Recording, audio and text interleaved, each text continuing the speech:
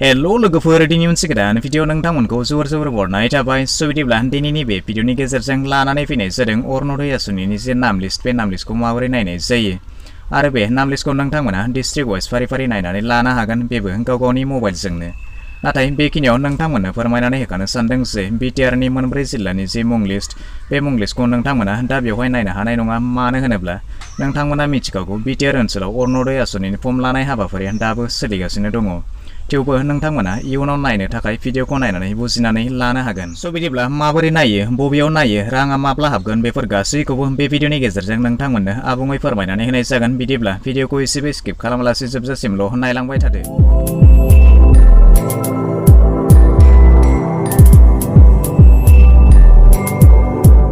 अरुण'दय आसनिनि जे नाम लिस्ट बे नाम लिस्टखौ नायनो थाखाय नोंथांमोना नोंथांमोननि मबाइलजोंबो बेखौ गोरलैयैनो नायनो हागोन स' बिदिब्ला बेनि थाखाय नोंथांमोना अरुण'दय आसनिनि जिथु अफिसियेल वेबसाइट बेवहाय थांनो नांगोन स' बिदिब्ला बेनि थाखाय डिसक्रिपसनाव आं बेनि लिंकखौ होनानै दोनदों नोंथांमोना बेनिफ्रायबो डाइरेक्ट थांनो हागोन स' बिदिब्ला दानिया नोंथांमोना बे लिस्टखौ नायनो थाखाय नोंथांमोना बेबायदि जिथु अरुण'दय आसनिनि अफिसियेल वेबसाइट नोंथांमोना बेवहाय थांनो नांगोन स' बिदिब्ला बेवहाय माबोरै बेनि लिस्टखौ नायनाय जायो आं बेवहाय नोंथांमोननो दिन्थिनानै होगोन स' बिदिब्ला बेनो जाबाय अरुण'दय आसनिनि जिथु अफिसियेल वेबसाइट बेवहाय नोंथांमोना जिहेतु डिस्ट्रिक्ट लेभेलनि इउजारब्ला नोंथांमोना बेवहाय लगइन जानो हागोन नङाब्ला फाइनान्सियेल इउजारब्ला बेवहाय नोंथांमोना बेखौबो लगइन जानो हागोन बेनिफ्राय PFMS इउजारब्ला नोंथांमोना बेबायदिनो बेवहाय लगइन जानानै गासैखौबो चेक डिटेल्सआव नायनानै लानो हागोन स' बिदिब्ला दानिया नोंथांमोना बे लिस्टखौ नायनो थाखाय दानिया बिथिंजाय गाहायाव एसे फैयोब्ला नोंथांमोना बेवहाय नुनो मोनगोन टटेल बेनिफिसारि थामहिनब्ला अल आसामाव बेनि जिथु बेनिफिसारि बे बेनिफिसारिया दङ 17,94,772 सा बेनिफिसारि बिथांमोना दासिम अरुण'दय आसनिनि फायदाखौ मोननो हादों बेनिफ्राय दानिया नोंथांमोना बे लिस्टखौ नायनो थाखाय बेवहाय नोंथांमोननो हाइलाइट खालामनानै होदों बेवहाय नोंथांमोना नुनो मोनदों भिउ स्टेटास बेवहाय नोंथांमोननि जिथु लिस्ट बे लिस्टखौ बेवहाय डिस्ट्रिक्ट वाइज चेक खालामनो हागोन बेनिफ्राय रेज ए कमप्लेन नोंथांमोना जुदि माबाफोर कमप्लेन होनो सानोब्ला बेवहाय कमप्लेनबो होनो हागोन बेनिफ्राय साबमिट ग्रिभेन्स जुदि नोंथांमोना माबाफोर सोंनो दङब्ला बा माबाफोर गोनो गोथो दङब्ला बेवहाय नोंथांमोना बेखौबो साबमिट खालामनो हागोन बेनिफ्राय भिउ बेनिफिसारि डिटेल्स बेवहाय बेनिफिसारिनि गासै मुं डिटेल्सखौ बेवहाय नोंथांमोना नायनानै लानो हागोन स' बिदिब्ला दानिया डिस्ट्रिक्ट वाइज बेनि लिस्टखौ नायनो थाखाय नोंथांमोना गोजौआव नुनो मोनदों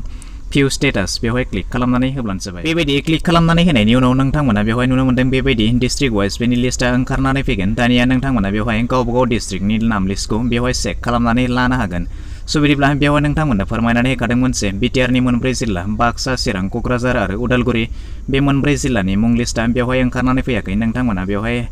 नुनो मोनगोन जे बाक्सा 0 बेनिफ्राय बरपेटा बेवहाय बरपेटायाव 1,12,720 सा बेनिफिसारि बिथांमोननि बेवहाय मुं लिस्ट ओंखारनानै फैदों बेनिफ्राय बिश्वनाथनिफ्राय 46,895 बिदिनो चिराङाव 0 बेनिफ्राय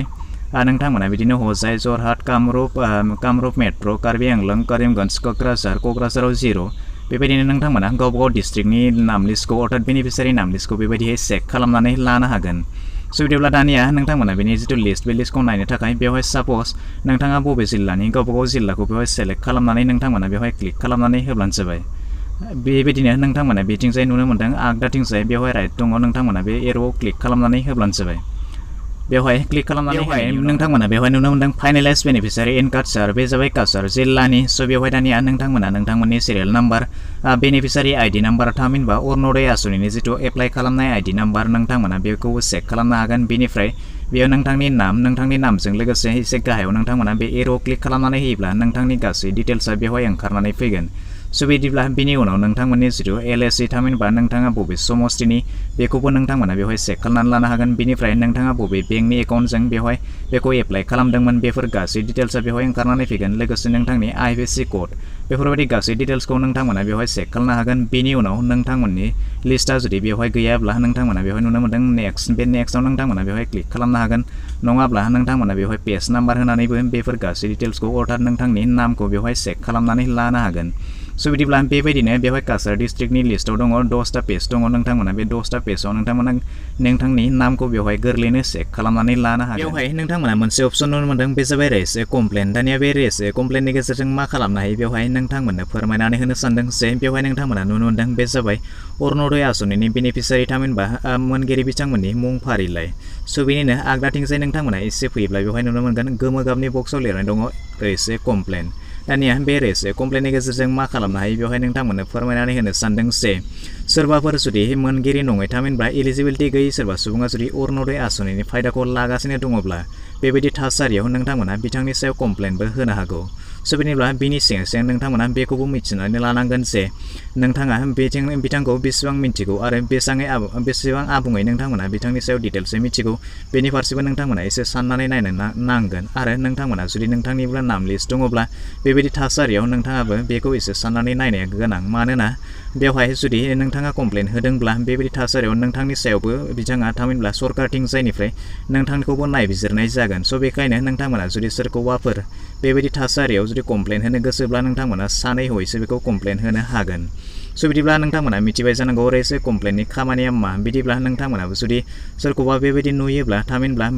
एलिजिबिलिटि गैयै सोरबा सुबुङा जुदि बेबायदि थासारियाव बेबायदि खालामनानै दङब्ला नोंथांमोना बिथांनि सायाव जुदि माबाफोर कमप्लेन हरनोब्ला बेबायदि थासारियाव नोंथांमोना कमप्लेनबो खालामनो स' बिदिब्ला नोंथांमोना मिथिगौ बेवहाय जायफोर बिथांमोननि मुं लिस्टआनोखि बेवहाय ओंखारनानै फैबाय बिदिब्ला नोंथांमोना दा अरुण'दय आसनिनि रांखौ मोननो हासिगोन आरो जायफोर बिथांनि मुं लिस्टआ बेवहाय ओंखारनानै फैयाखै नोंथांमोना बेवहाय मिथिगौ नोंथांमोना बेवहाय आपडेट खालामबाय थायोब्लानो नोंथांमोना बेवहाय नोंथांमोननि लिस्टखौ गोरलैनो मोननो हागोन स' बिदिब्ला दा बेसेबां रां बेवहाय मोननो हागोन होननानै बुङोब्ला नोंथांमोना 830 रां बेवहाय नोंथांमोना बेवहाय मोननो हागोन बेनिफ्राय इलेक्सननि उनाव नोंथांमोना बे 3000 रां जिथु आसाम सरकारनिफ्राय होनाय जागोन बे रांखौ नोंथांमोना इलेक्सननि उननिफ्रायसो मोननाय जागोन बेवहाय बिटिआरनि खोथाखौ बुङोब्ला नोंथांमोना मिथिगौ जेब्ला आपडेट जायो थामहिनबा अरुण'दय आसनिनि जिथु बिटिआरआव अरुण'दय आसनिनि मुं लिस्ट ओंखारनानै फैयो अब्ला नोंथांमोननो बेवहाय आपडेट खालामनानै होगोन नङाब्ला नोंथांमोना गाव गावनो बेबायदिहै आपडेट खालामनानैबो आबुङै मिथिनानै लानो हागोन आरो जायफोर बिथांमोनाखि फार्स्ट आरो सेकेन्ड किस्तिखौ मोनाखै नोंथांमोना बेजों लोगोसे अर्थात थार्ड नाम्बार किस्तिजों नोंथांमोना बे रांखौ खनसेयैनो जमा मोननो हागोन बिदिब्ला दिनैनि भिडिअ बेखिनियानोसै आसा खालामो नोंथाङा भिडिअखौ नायनानै गासैखौबो बुजिबाय जानांगौ जुदि मायाफोर डाउट थालांबायब्ला नोंथाङा कमेन्ट सेक्सनाव थांनानै फोरमायहरनो हागोन भिडिअखौ नायनानै मोजां मोनबायब्ला मोनसे लाइक खालामदो गाज्रि मोनबायब्ला डिसलाइक खालामदो आरो जुदि चेनेलाव गोदान नायगासिनो दंब्ला अन्नानै चेनेलखौ साबस्क्राइब खालामनानै लानोबो दाबावगारदो